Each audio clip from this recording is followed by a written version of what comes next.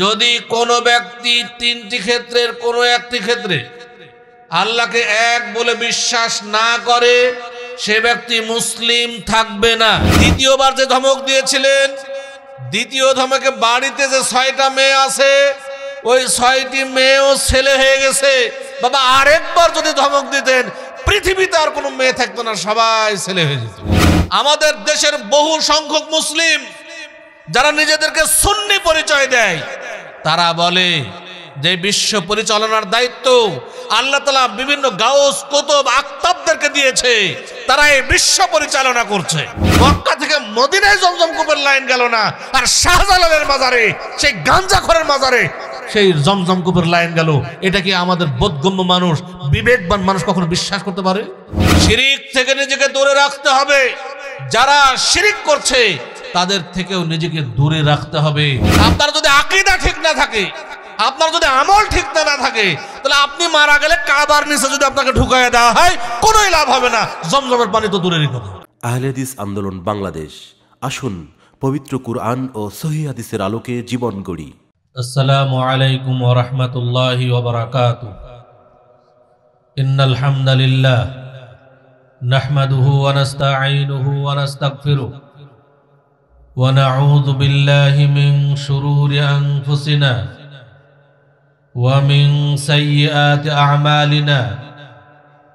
মান ইয়াহদিহিল্লাহু ফালা মুদিল্লা লাহু ওয়া মান ইউদ্লিল ফালা হাদিয়া লাহু। وأشهد أن لا إله إلا الله وحده لا شريك له وأشهد أن محمدا عبده ورسوله. يا أيها الذين آمنوا اتقوا الله حق تقاته ولا تموتن إلا وأنتم مسلمون. يا أيها الناس اتقوا ربكم الذي خلقكم من نفس واحدة وخلق منها زوجها وبث منهما رجالا كثيرا ونساء واتقوا الله الذي تساءلون به والأرحام إن الله كان عليكم رقيبا. يا أيها الذين آمنوا اتقوا الله وقولوا قولا سديدا يصلح لكم أعمالكم ويغفر لكم ذنوبكم ومن يطع الله ورسوله فقد فاز فوزا عظيما. أما بعد، আল মারকাজুল ইসলামিয়া সালাফি কালদিয়া গোটাপাড়া বাগেরহাট মাদ্রাসার উদ্যোগে আয়োজিত আজকের এই বার্ষিক ওয়াজ মাহফিলের সম্মানিত সভাপতি, মাননীয় প্রধান অতিথি, বিশেষ অতিথিবৃন্দ, উপস্থিত উলামায়ে কেরাম, অত্র অঞ্চল থেকে আগত সুধী মণ্ডলী, পর্দার আড়ালে অবস্থানরত মা ও ভগ্নীগণ, সমস্ত প্রশংসা সেই মহান রব্বুল আলামিনের জন্য, যার অশেষ মেহেরবানিতে আমরা আজকের এই ওয়াজ মাহফিলে উপস্থিত হতে পেরেছি। তাই মহান আল্লাহর শুকরিয়া স্বরূপ সবাই বলি আলহামদুলিল্লাহ। তারপর পরেই বর্ষিত হোক অসংখ্য দরুদ ও সালাম প্রিয় নবী, বিশ্বনবী, রাহমাতুল আলামিন মুহাম্মদ সাল্লাল্লাহু আলাইহি ওয়াসাল্লামের প্রতি। সম্মানিত উপস্থিতি, আজকে যে বিষয়টি নিয়ে আপনাদের সামনে আলোচনা করব তা হলো দুইটি প্রশ্নের উত্তর। এক, ইসলাম কি?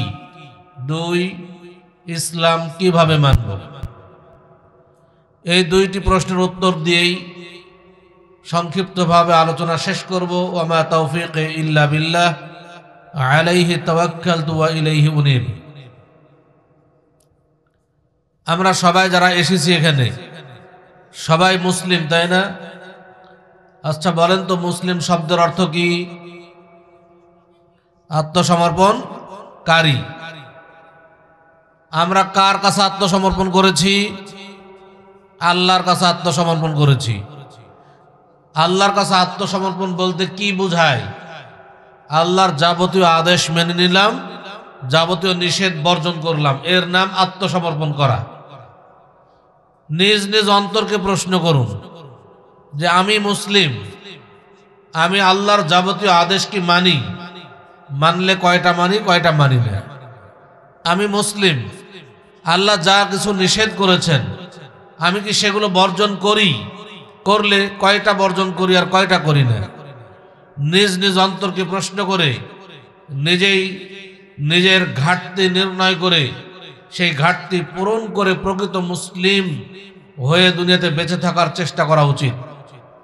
সম্মানিত উপস্থিতি, ইসলাম কাকে বলে? ইসলামের সংজ্ঞাটা কি? ইসলামের সংজ্ঞায় বলা হচ্ছে আল ইসলামু হুয়াল ইসতিসলামু লিল্লাহি তাআলা বিত-তাওহীদ ওয়াল ইনকিয়াদু লাহু বিত-তাআহ ওয়াল বারাআতু মিনাশ শিরক ওয়া আহলিহি। ইসলাম আত্মসমর্পণ করার নাম। কিসের উপরে? এক নাম্বার বিত-তাওহীদ, আল্লাহকে এক মেনে নেওয়ার মাধ্যমে আল্লাহর কাছে আত্মসমর্পণ করা। দুই, ওয়াল ইনকিয়াদু লাহু বিত-তাআহ, আল্লাহর বিধান পালনের মাধ্যমে আল্লাহর আনুগত্য প্রকাশ করা। তিন, ওয়াল বারাআতু মিনাশ শিরক ওয়া আহলিহি, শিরিক থেকে নিজেকে দূরে রাখা এবং যারা শিরিক করছে তাদের থেকেও নিজেকে দূরে রাখা। তাহলে এক নাম্বার বলা হলো আল্লাহকে এক মেনে নেওয়ার মাধ্যমে আল্লাহর কাছে আত্মসমর্পণ করা। আমরা সবাইকে আল্লাহকে এক বলে বিশ্বাস করি? করেন তো ইনশাআল্লাহ? আচ্ছা বলেন তো কয়টা ক্ষেত্রে আল্লাহকে এক বলে বিশ্বাস করতে হবে? বলেন কয়টা ক্ষেত্রে আল্লাহকে এক বলে বিশ্বাস করব? তিনটি ক্ষেত্রে। কয়টা? তিনটি ক্ষেত্রে আল্লাহকে এক বলে বিশ্বাস করতে হবে। যদি কোনো ব্যক্তি তিনটি ক্ষেত্রের কোনো একটি ক্ষেত্রে আল্লাহকে এক বলে বিশ্বাস না করে সে ব্যক্তি মুসলিম থাকবে না। তিনটি ক্ষেত্র কি? এক, আল্লাহকে রব হিসেবে এক মানতে হবে। আল্লাহ আমাদের রব। আমাদের কবরের প্রথম প্রশ্ন কি হবে? মান রব্বুকা, তোমার রব কে ছিল?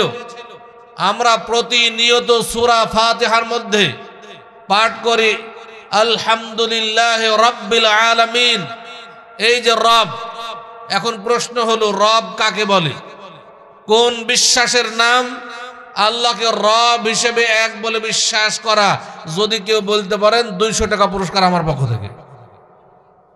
বলেন, আমার পক্ষ থেকে 200 টাকা দেব যদি বলতে পারেন রব কাকে বলে, কোন বিশ্বাসের নাম আল্লাহকে রব হিসেবে এক বলে বিশ্বাস করা। বলতে পারবেন কেউ? হ্যাঁ, তাওহীদ তো আছে, তাওহীদের মধ্যে একটা হলো রব। 200 টাকা নিতে পারলেন না?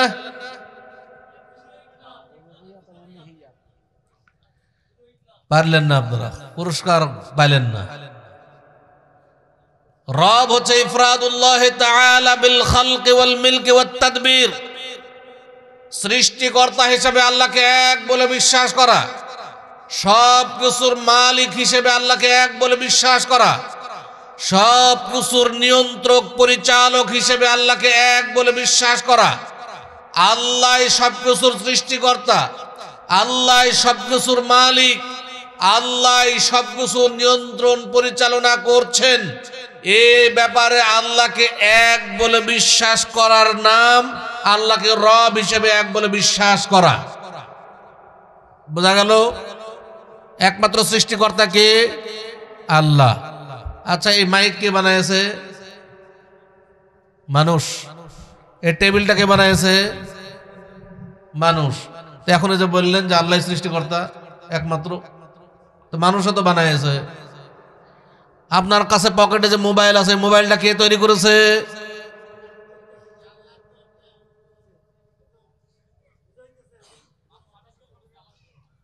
মানুষ আবিষ্কার করেছে। আর আল্লাহ? মানুষ কখনো সৃষ্টিকর্তা নয়। মানুষ হলো রূপান্তরকারী, আল্লাহর তৈরি, আল্লাহর সৃষ্টি। কোন পদার্থকে এক রূপে রূপান্তর করেছে মাত্র। মানুষ কখনোই সৃষ্টিকর্তা নয়। সৃষ্টিকর্তা কে? একমাত্র আল্লাহ। এটা বিশ্বাস করতে হবে। যেমন এই চেয়ারটি বানানো হয়েছে, এই চেয়ারটা এই আকৃতিতে ছিল না। এই চেয়ার একটা গাছ ছিল, সেই গাছ মানুষ ফাড়াই করেছে। সেই ফাড়াই করে সুন্দর করে সাইজ করে কেটে এই চেয়ারের ডিজাইন দিয়েছে। আল্লাহর সৃষ্টি পদার্থ গাছকে এক রূপ থেকে আরেক রূপে রূপান্তর করেছে মাত্র। মানুষ কখনো সৃষ্টিকর্তা নয়। সৃষ্টিকর্তা একমাত্র আল্লাহ। দিন যাচ্ছে রাত আসছে, রাত যাচ্ছে দিন আসছে, সূর্য ডুবছে আবার সূর্য উঠছে, চন্দ্র উঠছে চন্দ্র ডুবছে। আমরা কোথায় কি খাবো, কোথায় থাকবো, কি করব, এটা সবকিছু নিয়ন্ত্রণ করছেন কে? আল্লাহ। এর উপরে আল্লাহকে এক বলে বিশ্বাস করার নাম। পৃথিবীর অধিকাংশ মানুষ আল্লাহকে রব হিসেবে বিশ্বাস করে। একজন হিন্দু আল্লাহকে রব হিসেবে বিশ্বাস করে, ইহুদি আল্লাহকে রব হিসেবে বিশ্বাস করে, খ্রিস্টান আল্লাহকে রব হিসেবে বিশ্বাস করে। আপনি যদি কোনো হিন্দুকে জিজ্ঞেস করেন এই তোমাকে কে সৃষ্টি করেছে, অবশ্যই সে বলবে আল্লাহ সৃষ্টি করেছে। এর প্রমাণ আল্লাহ তাআলা নিজেই কোরআন মাজিদে দিয়েছেন। আল্লাহ বলছেন লা ইন সাআলতাহুম মান খালাকাস সামাওয়াতি ওয়াল আরদ, যদি তুমি ওই কাফেরদেরকে জিজ্ঞেস করো, যদি তুমি ইহুদি খ্রিস্টানদেরকে জিজ্ঞেস করো আসমান এবং জমিন কে সৃষ্টি করেছে, লা ইয়াকুলুন্নাল্লাহ, অবশ্যই তারা বলবে আল্লাহ সৃষ্টি করেছে। অতএব সৃষ্টিকর্তা হিসেবে তারা আল্লাহকে মানে। কাফেররা সৃষ্টিকর্তা হিসেবে আল্লাহকে মানে। কিন্তু দুঃখের বিষয় হলো মুসলিম যারা নিজেদেরকে মুসলিম দাবি করছি, তারাই অনেক ক্ষেত্রে আল্লাহকে সৃষ্টিকর্তা হিসেবে মানে না। যেমন এক বক্তা বক্তব্য দিচ্ছে, বক্তা বক্তব্য দিচ্ছে, প্রসিদ্ধ বক্তা, নাম শুনলে সবাই চিনবেন। বক্তা বলছে যে এক মহিলার 6টা মেয়ে সন্তান হয়েছে। স্বামী তাকে বলেছে এই তোর যদি এবার মেয়ে সন্তান হয় তোকে তালাক দেব। আবার ওই মহিলার পেটে সন্তান। এইবার মহিলা পীর বাবার কাছে চলে গেল। তখন পীর ছিলেন আব্দুল কাদের জিলানীর বাবা। আব্দুল কাদের জিলানীর ছোট বাচ্চা। আব্দুল কাদের জিলানীর বাবার কাছে যায় মহিলা, বলছে যে বাবা দেখেন তো আমার পেটের বাচ্চাটা কি ছেলে না মেয়ে। বাবা পেটের দিক তাকায় বলছে তোমার পেটের বাচ্চা তো মেয়ে। মহিলা বলছে যে বাবা আমার পেটের বাচ্চাটা মেয়ে থেকে ছেলে বানায় দেন, যদি না করেন তা আমার স্বামী আমাকে তো তালাক দিয়ে দিবে। পীর বাবা বলছে যে না আমি পারবো না, তুমি যাও এখান থেকে। ধমক মেরে তাড়িয়ে দিল। মহিলা কাঁদতে কাঁদতে বাইরে বেরিয়ে আসলো। আব্দুল কাদের জিলানী তখন বাইরে দাঁড়িয়ে। আব্দুল কাদের জিলানী বলছে যে মা কি ব্যাপার, আপনি গেলেন আবার কাঁদতে কাঁদতে বেরিয়ে আসলেন, ঘটনা কি? মহিলা বলছে যে ঘটনা তো এই, বাবাকে বললাম যে আমার পেটের বাচ্চাটা মেয়ে থেকে ছেলে বানায় দেন, কিন্তু তিনি দিলেন না, বরং ধমক মেরে তাড়িয়ে দিলেন।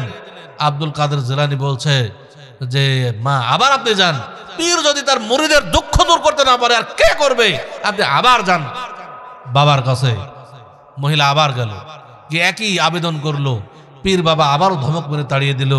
মহিলা আবারও বেরিয়ে আসলো। আব্দুল কাদের জিলানী বলে মা কি হলো? একই কথা বললো যে বাবা আমাকে তো বাবা ধমক মেরে তাড়িয়ে দিল। আব্দুল কাদের জিলানী এবার বলছেন যে চলেন আমার সাথে চলেন।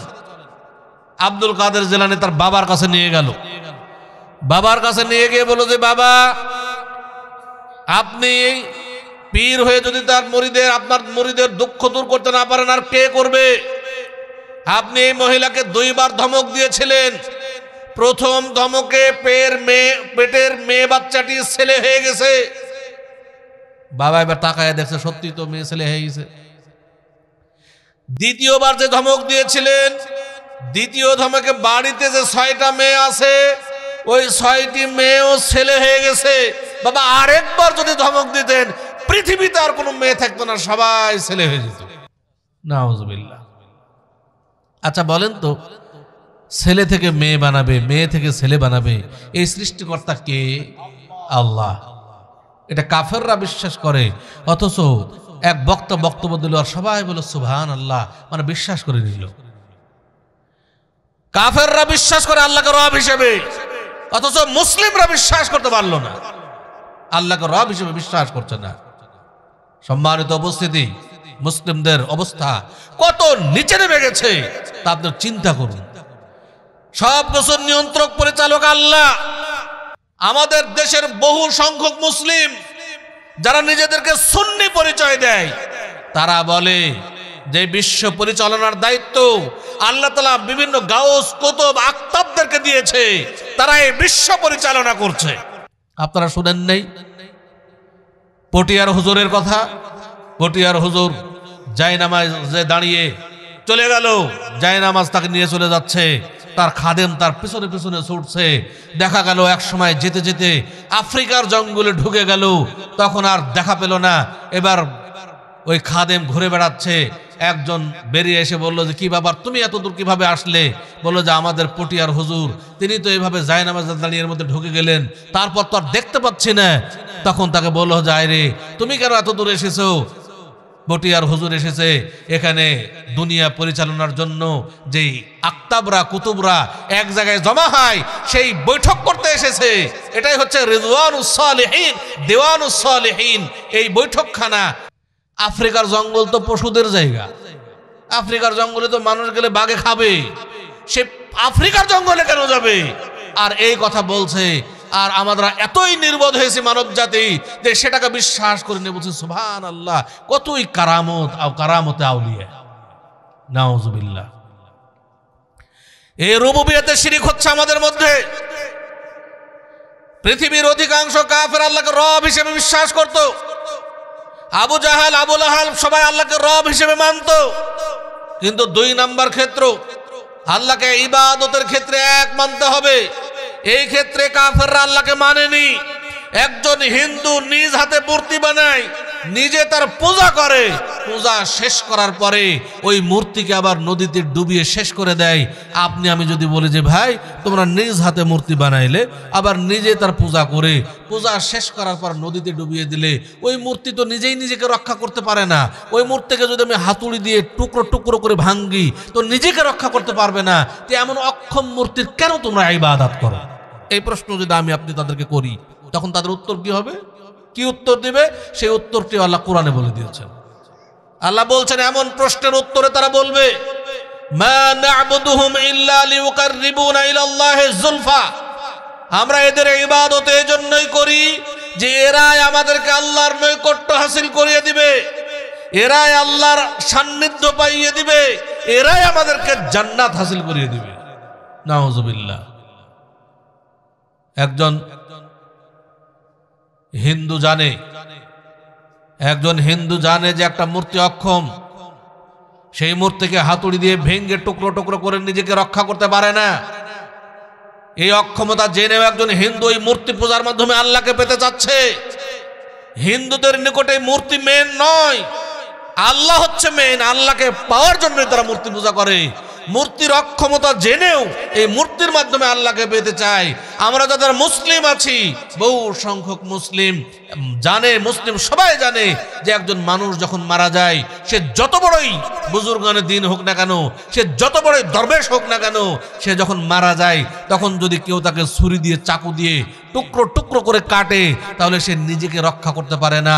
একজন মুসলিম জানে একজন মানুষ অক্ষম, কিছুই করতে পারে না। এই অক্ষমতা জেনেও মুসলিম মৃত ব্যক্তির মাধ্যমে আল্লাহকে পেতে চায়। যেই বিশ্বাসের কারণে একজন হিন্দুকে আমি কাফের বলছি, আমি মুসলিম হিসেবে যদি একই বিশ্বাস পোষণ করি, তাহলে আমি কিভাবে মুসলিম হব? অতএব আমাকে ওই বিশ্বাস থেকে বেরিয়ে আসতে হবে। সম্মানিত উপস্থিতি, 3 নম্বর ক্ষেত্র, আল্লাহর অনেক সুন্দর সুন্দর নাম এবং গুণাবলী আছে, যেগুলো ক্ষেত্রেও আল্লাহকে এক বলে বিশ্বাস করতে হবে। যেমন আল্লাহর একটা গুণবাচক নাম হলো আর রাজ্জাক।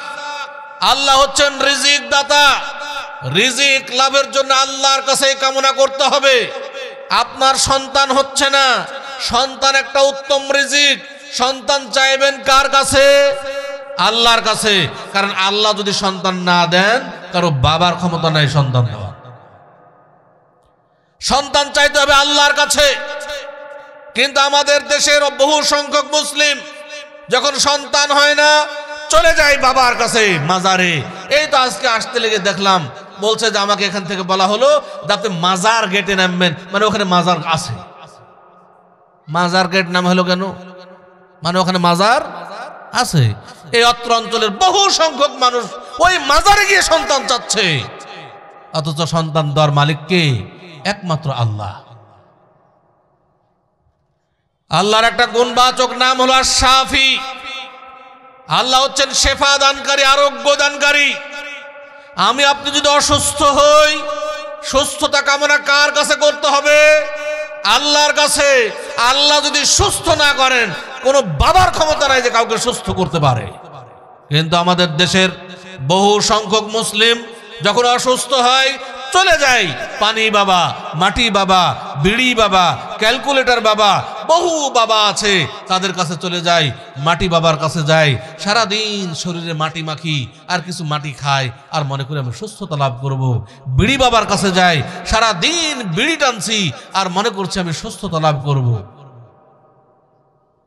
সম্মানিত উপস্থিতি, এই যে বাবাদের কাছে যাচ্ছি, বিড়ি টানা কি সুস্থতা লাভের মাধ্যম না অসুস্থ হওয়ার মাধ্যম? রোগ সৃষ্টির মাধ্যম। অথচ বিড়ি বাবার কাছে থেকে বিড়ি টানসার মানে সুস্থতা লাভ করবে। আমাদের দেশে শাহজালালের মাজার আপনারা নাম শুনেছেন, সিলেটের শাহজালালের মাজারে যদি যান সেখানে দেখতে পাবেন একটা কূপ আছে, কূপ যেটাকে বলা হয় যেটা জমজম কূপের সাথে লাইন আছে, এবং ওই কূপের পানি দিয়ে ব্যবসা করছে তারা, কূপের পানি বিক্রি করছে, মানুষ টাকা দিয়ে কিনে কিনে ওই পানি খাচ্ছে আর মনে করছে আমি জমজমের পানি পান করছি। জমজমের পানিতে তো আল্লাহ শিফা রেখেছেন, আরোগ্য রেখেছেন, যে কোনো রোগ দূর হয়ে যাবে। আচ্ছা বলেন তো, রাসূল সাল্লাল্লাহু আলাইহি ওয়াসাল্লাম দিন প্রচার করলেন কোথায়? মদিনায়। রাসূল সাল্লাল্লাহু আলাইহি ওয়াসাল্লামের কবর কোথায় আছে? মদিনায়। মদিনায় কি জমজমের কূপের লাইন আছে? মদিনায় কি জমজম কূপের লাইন আছে? তো মদিনায় পানি পান কিভাবে? জমজমের পানি প্রচুর পরিমাণে, জমজমের পানি মদিনায়। এটা জমজমের লাইন নাই, পানির ট্রাকে করে করে নিয়ে আসে মদিনায়, নিয়ে এসে সেখানে ঢালে, সেখান থেকে আমরা জমজমের পানি পান করি। মক্কা থেকে মদিনায় জমজম কূপের লাইন গেল না, আর শাহজালালের মাজারে, সেই গাঞ্জাখোরের মাজারে সেই জমজম কূপের লাইন গেল। এটা কি আমাদের বোধগম্য মানুষ, বিবেকবান মানুষ কখনো বিশ্বাস করতে পারে? সম্মানিত উপস্থিতি, তারপরেও কিন্তু আমরা এই আশরাফুল মাখলুকাত, সৃষ্টির শ্রেষ্ঠ জীব, আমরা বিশ্বাস করছি বলেই তারা এই পানি দিয়ে ব্যবসা করছে। সেগুলো আমরা বিশ্বাস করছি বলেই তারা ব্যবসা করছে। বহু মানুষ সেই কূপের পানি পান করছে। এই জন্যই তা আল্লাহ তাআলা বলছেন, মানুষকে আশরাফুল মাখলুকাত বলেছেন, আবার বলছেন উলাইকা কাল আনআম বাল হুম আযাল, মানুষ চতুষ্পদ জন্তুর নেই, বরং তার চাইতেও অধম, নিকৃষ্ট। যেখানে মক্কা থেকে মদিনায় জমজমের লাইন গেল না, মানুষ কিভাবে বিশ্বাস করলো যে শাহজালালের মাজারে জমজম কূপের লাইন আসবে? এটা তো বিশ্বাস করার কথা ছিল না, তারপরেও বিশ্বাস করলো। সম্মানিত উপস্থিতি, অতএব আমাদেরকে এক নম্বরে আল্লাহকে এক মেনে নেওয়ার মাধ্যমে আল্লাহর কাছে আত্মসমর্পণ করতে হবে। তিনটি ক্ষেত্রে আল্লাহকে এক মানতে হবে, রব হিসেবে এক মানতে হবে, ইবাদতের ক্ষেত্রে আল্লাহকে এক মানতে হবে। আল্লাহর অনেক সুন্দর সুন্দর নাম এবং গুণাবলী আছে, সেগুলো ক্ষেত্রেও আল্লাহকে এক মানতে হবে। এক্ষেত্রে আল্লাহর সাথে শিরকে লিপ্ত হওয়া যাবে না।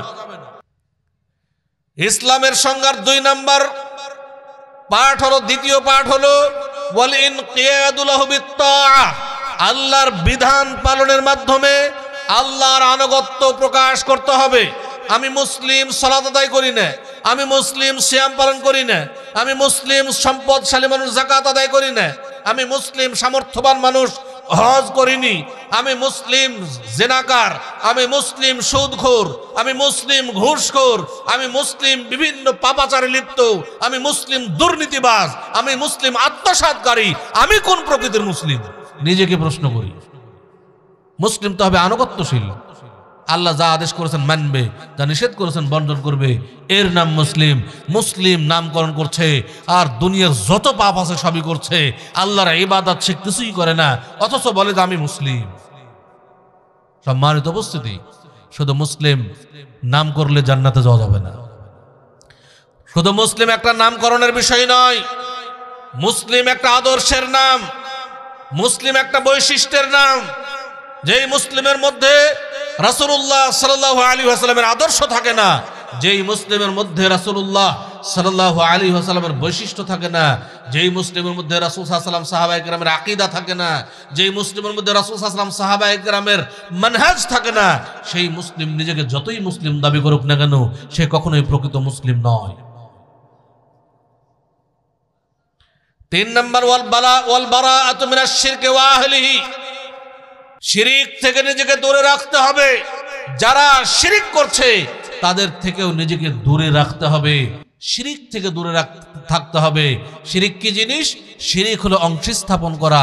আপনি আল্লাহকে বিশ্বাস করেন ঠিকই, কিন্তু আল্লাহর ক্ষমতার সাথে আরেকজনকে ক্ষমতাশালী মনে করেন, আরেকজনকে সমকক্ষ বানিয়ে দেন, এর নাম হচ্ছে শিরিক। যেমন আমাদের দেশের অধিকাংশ মা বোন বিশ্বাস করে যমজ কলা খেলে যমজ সন্তান হতে পারে। এই জন্য যারা বয়স্ক নারী আছে তারা বর্তমান প্রজন্মের নারীদেরকে নিষেধ করে, এই তুমি যমজ কলা খাও না, তাহলে যমজ সন্তান হতে পারে। আপনাদের অঞ্চলে এটা আছে? আচ্ছা বলেন তো, আপনাদের বিবেক কি বলে যে যমজ সন্তানের কি, এই যমজ কলার কি যমজ সন্তান দান করার কোনো ক্ষমতা আছে? যমজ সন্তান দান করার ক্ষমতা কার হাতে? আল্লাহর হাতে। যমজ সন্তান দান করার ক্ষমতা একমাত্র আল্লাহর হাতে। এই আল্লাহর একমাত্র আল্লাহর ক্ষমতাকে যদি আমরা যমজ কলার হাতে দিয়ে দিই তাহলেই হবে শিরিক। আমরা মনে করছি যে আল্লাহর তো ক্ষমতা ঠিক আছে, কিন্তু যমজ কলারও ক্ষমতা আছে, অতএব এটা খেলে যমজ সন্তান হতে পারে। এই যে বিশ্বাস করলাম, এইটা হচ্ছে শিরকি বিশ্বাস। আপনারা যমজ কলা কে কে খান না? হাত ওঠান তো দেখি। ভয়ে খান না? সবাই খান? সবাই খান না মনে হয়। যদি খান তাহলে কলা বিক্রেতারা এত পাগল নাকি যে 2 কলা 1 কলার দামে দেয়? সবাই খাইলে তো এটা দিত না। সবাই খায় না তাই তো কলা বিক্রেতা সে মনে করে যে বাবা 2 কলা 1টা কলার দামে ধরবে, তা তুমি নিয়ে যাও, আমার কলাটা কমপক্ষে বিক্রি হোক। অতএব এগুলো বিশ্বাস করবেন না। আজকে আমাদের মা বোনরা বিশ্বাস করে ছোট্ট শিশুর কপালে কাজল দিয়ে একটা ফোঁটা দেয়, আর বিশ্বাস করে যে এই ফোঁটা দিলেই আর নজর লাগবে না, এই ফোঁটায় নজর ঠেকিয়ে দিবে। আচ্ছা আপনার বিবেক কি বলে যে একটা তো কালির ফোঁটা, কালির ফোঁটা কি মানুষের নজর ঠেকাতে সক্ষম? কখনোই নয়। কালির ফোঁটার কি ক্ষমতা আছে? অথচ আমরা বিশ্বাস করলাম যে এই কালির ফোঁটা দিলেই নজর ঠেকে যাবে। অতএব এই যে বিশ্বাস, যেটা আল্লাহর ক্ষমতা, আল্লাহর ক্ষমতার সাথে এই কালির একটা ফোঁটাকে যোগ করে দিলাম, এর নাম হচ্ছে শিরক। আমরা অনেকের শরীরে তাবিজ ঝুলিয়ে থাকি, তাবিজ ঝুলানো শিরক।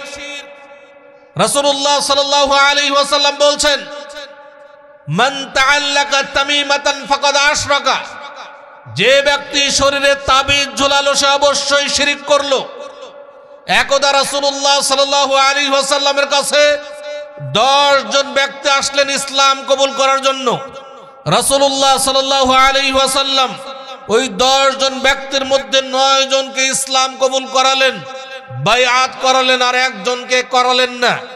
যেই 9 জনকে রাসূলুল্লাহ সাল্লাল্লাহু আলাইহি ওয়াসাল্লাম বাইআত করালেন, সেই 9 জন রাসূল সাল্লাল্লাহু আলাইহি ওয়াসাল্লামকে বললেন, বাইআতা তিসআতা ওয়া তারাকতা হাযা, হে আল্লাহর রাসূল সাল্লাল্লাহু আলাইহি ওয়াসাল্লাম, আপনি আমাদের 9 জনকে বায়াত করালেন, কিন্তু এই একজন ব্যক্তিকে ছেড়ে দিলেন কেন? রাসূলুল্লাহ সাল্লাল্লাহু আলাইহি ওয়াসাল্লাম বললেন, ইন্না আলাইহি তামিমাতান, তার শরীরে একটি তাবিজ রয়েছে। ফাআদখালা ইয়াদাহু, অতঃপর তিনি তার হাত তার শরীরে ঢোকালেন। ফাকাতাআহা, অতঃপর তার তাবিজটি কেটে ফেললেন। সুম্মা বায়াহু, অতঃপর তাকেও বায়াত করালেন। ওয়া ক্বালা মান তাআল্লাকা তামিমাতান ফাকাদ আশরাকা, এবং বললেন যে ব্যক্তি শরীরে তাবিজ ঝুলালো সে অবশ্যই শিরক করবে। রাসূলুল্লাহ সাল্লাল্লাহু আলাইহি ওয়াসাল্লাম তাবিজ ঝুলানোকে শিরক বললেন। এক ব্যক্তির শরীরে তাবিজ থাকার কারণে তাকে বায়াত পর্যন্ত করালেন না। রাসূল সাল্লাল্লাহু আলাইহি ওয়াসাল্লাম তো প্রথমে মনে করতে পারতেন যে আগে তাবিজটি খুলে ফেলি, তারপরে বায়াত করাই, ইসলাম কবুল করাই, না তাবিজ থাক আগে ইসলাম কবুল করাই, তারপরে না তাবিজটি খুলে ফেলবো। এটা তো মনে করতে পারতেন, কিন্তু মনে করলেন না। কেন? শিরকের সাথে কোনো আপোষ চলে না।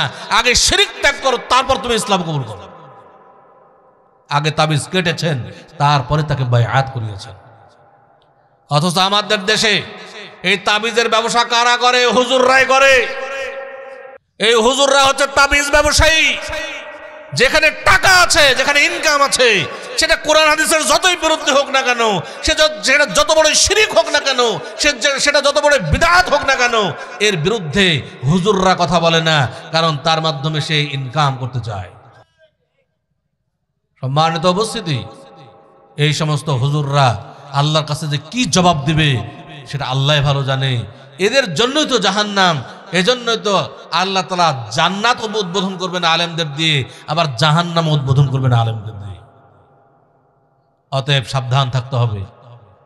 এই তাবিজ যে যার গলাতে আছে নির্দ্বিধায় ত্যাগ করবেন। এই তাবিজ আজকে কেটে ফেলবেন। হতে পারে আপনার বাড়িতেই কারো শরীরে তাবিজ রয়েছে।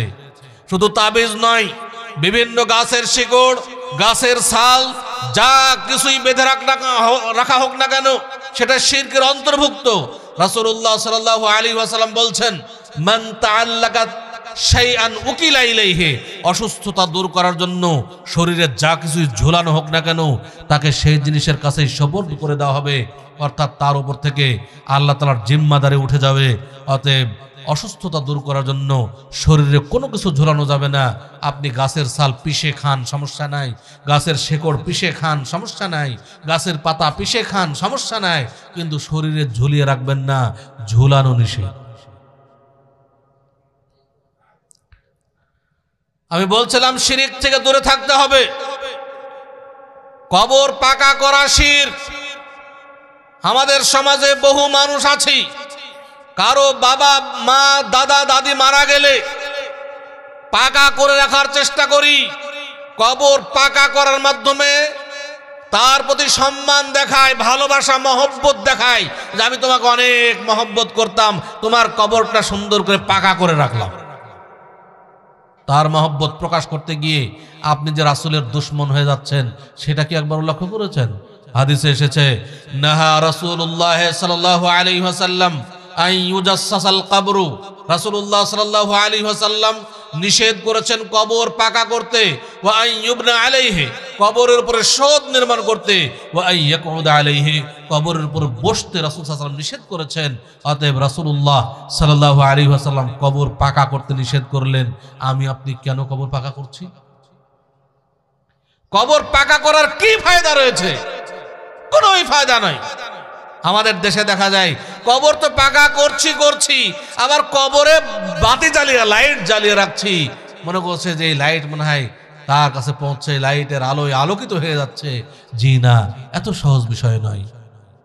আমরা অনেকেই যখন কেউ হজ উমরাতে যায়, তখন কাফনের কাপড় কিনে যারা হজ উমরাতে যাচ্ছে তাদেরকে দিয়ে বলে যে বাবা জমজমের কাপড়, জমজমের পানি দিয়ে আমার এই কাফনের কাপড়টা একটু ধুয়ে নিয়ে এসো। আচ্ছা, জমজমের কাপড় পানি দিয়ে কাপড় ধুয়ে এতে কোনো ফায়দা হবে? আপনার যদি আকীদা ঠিক না থাকে, আপনার যদি আমল ঠিক না থাকে, তাহলে আপনি মারা গেলে কাবার নিচে যদি আপনাকে ঢুকাইয়া দেওয়া হয়, কোনোই লাভ হবে না। জমজমের পানি তো দূরেরই কথা। অথচ আমরা মনে করলাম যে জমজমের পানি দিয়ে কাফনের কাপড় ধুলেই মনে হয় কবরের আযাব থেকে মাফ হয়ে যাব, কবরের আযাব সব ঠান্ডা হয়ে যাবে। অত সহজ নয়। সম্মানিত উপস্থিতি, এই কুসংস্কারগুলো আমাদের দূর করতে হবে। আমাদের আকীদা চেঞ্জ করতে হবে, আমল চেঞ্জ করতে হবে, তাহলেই কেবল আমরা নাজাত পেতে পারি। আমি যেটা বলছিলাম, 1 নম্বর প্রশ্ন, ইসলাম কাকে বলে? এটা প্রশ্ন বললাম, ইসলাম কাকে বলে, ইসলাম কি? এই প্রথম প্রশ্নের জবাব আপনাদেরকে দিলাম, শেষ করলাম।